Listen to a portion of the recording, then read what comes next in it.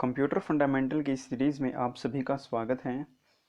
जैसा कि आपको पता है कि हम कंप्यूटर जनरेशन को one by one with full explanation कर रहे हैं। इससे पहले हम हिस्ट्री ऑफ कंप्यूटर और उस पर बेस्ड कुछ एमसीक्यूज़ कवर कर चुके हैं। तो चलिए स्टार्ट करते हैं हमारा आज का टॉपिक। तो आज का हमारा टॉपिक है थर्ड जनरेशन। इससे पहले हम फर्स्ट जनरेशन और सेकेंड जनरेशन को ऑलरेडी डिस्कस कर चुके हैं। थर्ड जनरेशन में किस टेक्नोलॉजी का यूज हुआ, इनपुट आउटपुट डिवाइस क्या थे, मेमोरी क्या थी, ऑपरेटिंग सिस्टम कौन सा था, प्रोग्रामिंग लैंग्वेज कौन कौन सी थी, पावर स्पीड एंड साइज क्या था और इनके एग्जाम्पल क्या थे। तो इन सभी पॉइंट को हम वन बाय वन डिस्कस करेंगे। Next is third generation. सबसे पहले अगर हम बात करें टाइम पीरियड की, तो टाइम पीरियड था 1964 से 1971। Next is technology. Third generation में किस टेक्नोलॉजी का प्रयोग हुआ। थर्ड जनरेशन में आईसी मींस इंटीग्रेटेड सर्किट का प्रयोग हुआ।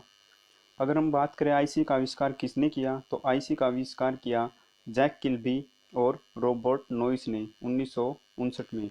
यहीं से आपका एक क्वेश्चन बनता है कि आईसी का आविष्कार किसने किया, तो आपको ये दोनों नाम याद रखने हैं, जैक किल्बी और रॉबर्ट नोइस।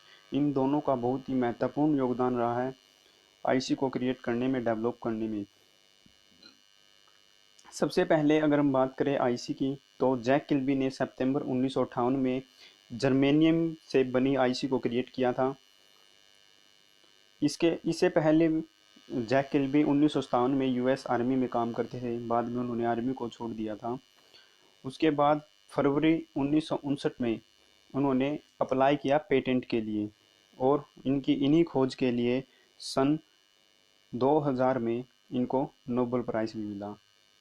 अब इसमें आईसी में रॉबर्ट नोइस का क्या योगदान था। जैक किल्बी ने जो आईसी बनाई थी वो जर्मेनियम की बनी होती थी और उसमें बहुत सी कमियां थी।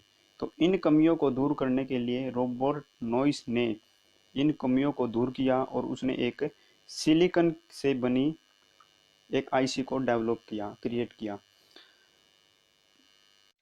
इस प्रकार आईसी जो है वो सिलिकॉन की बनी होती थी। IC a single IC has many transistor, register and capacitor. यानी कि हम कह सकते हैं कि एक सिंगल आईसी के अंदर ट्रांजिस्टर, बहुत ज़्यादा मात्रा में ट्रांजिस्टर होते हैं। यानी कि एक group of transistor, register and capacitor की इलेक्ट्रॉनिक कंपोनेंट होते हैं एक छोटी सी आईसी के अंदर बहुत ज़्यादा मात्रा में।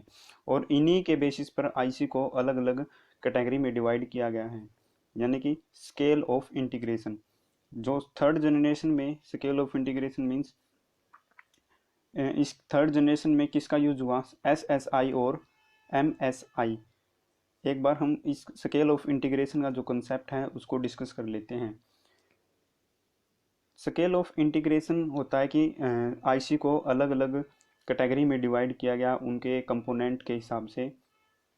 जो एसएसआई और MSI, SSI means small scale integration, means इसके अंदर लेस देन 100 यानी कि 100 से कम इलेक्ट्रॉनिक कंपोनेंट होते थे। यानी कि जो स्मॉल स्केल इंटीग्रेशन है, इसके अंदर जो ट्रांजिस्टर की मात्रा है वो 100 से कम होती थी। और मीडियम स्केल इंटीग्रेशन के अंदर 100 से 1000, 100 से 1000 के बीच में इलेक्ट्रॉनिक कंपोनेंट होते थे। और इन दोनों का यूज हुआ थर्ड जनरेशन के अंदर। यहीं से आपका एक क्वेश्चन बनता है कि एसएसआई और एमएसआई का यूज किस जनरेशन में हुआ, तो आपका आंसर रहेगा थर्ड जनरेशन में। नेक्स्ट इज एलएसआई और VLSI. LSI means large scale integration. इसके अंदर जो इलेक्ट्रॉनिक कंपोनेंट होते हैं वे उनकी संख्या होती है 1000 से 10000। और वेरी लार्ज स्केल इंटीग्रेशन के अंदर 10000 से 10 लाख। अब यहीं से आपका एक क्वेश्चन बनेगा कि वीएलएसआई और एलएसआई इन का यूज किस जनरेशन में हुआ, तो इनका यूज हुआ फोर्थ जनरेशन में। ये हम आगे डिस्कस करेंगे। फिफ्थ जनरेशन में यूज हुआ अल्ट्रा लार्ज स्केल इंटीग्रेशन का फिफ्थ जनरेशन में यूज हुआ। और इसके अंदर 10 लाख से लेकर 1 करोड़ तक इलेक्ट्रॉनिक कंपोनेंट होते थे।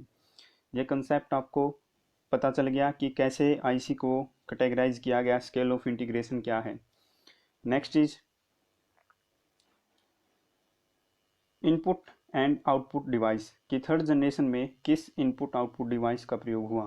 तो थर्ड जनरेशन में यूज हुआ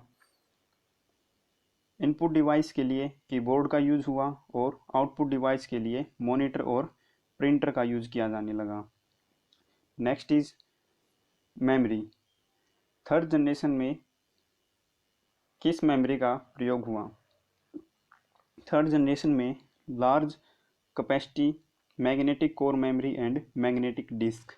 प्रीवियस वीडियो में सेकंड जनरेशन में हमने डिस्कस किया है कि magnetic core memory act as a primary memory, यानी कि इसको प्राइमरी मेमोरी के रूप में प्रयोग किया गया, और मैग्नेटिक डिस्क को सेकेंडरी मेमोरी के रूप में प्रयोग किया गया। Next is operating system. Third generation में किस ऑपरेटिंग सिस्टम का प्रयोग किया गया।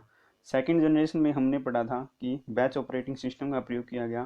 थर्ड जनरेशन में टाइम शेयरिंग ऑपरेटिंग सिस्टम का प्रयोग किया गया। Time sharing is logical extension of multi-programming. Time sharing is also called the multitasking operating system. Time sharing को मल्टीटास्किंग ऑपरेटिंग सिस्टम भी बोलते हैं। टाइम शेयरिंग क्या है। Time sharing is the sharing of computing resource among users, many users at the same time. Same time में many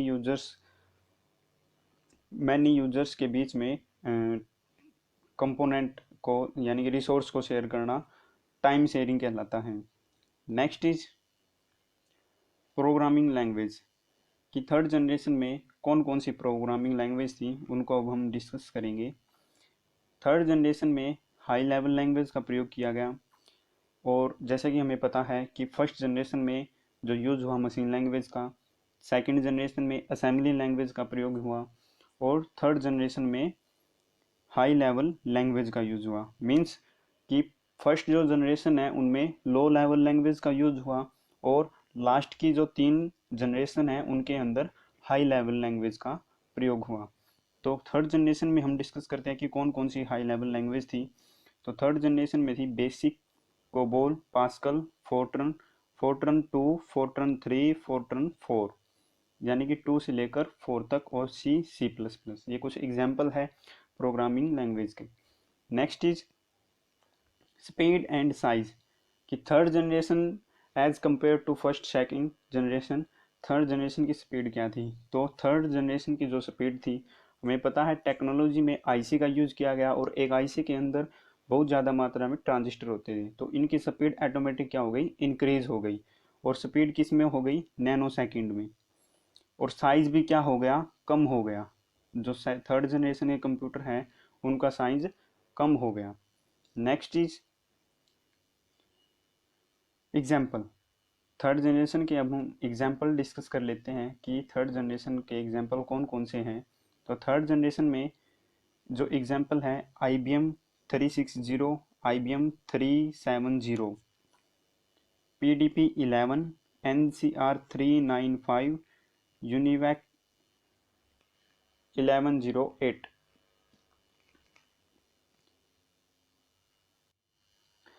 ये कुछ third generation के एग्जाम्पल हैं। जब हमारी 5 जनरेशन कंप्लीट हो जाएंगी तो हम उनमें डिफरेंस भी करेंगे, और इन एग्जाम्पल को कैसे याद रखना है, ट्रिक के साथ में इनको भी हम डिस्कस करेंगे कि आसानी से कैसे इनको याद रखा जा सकता है।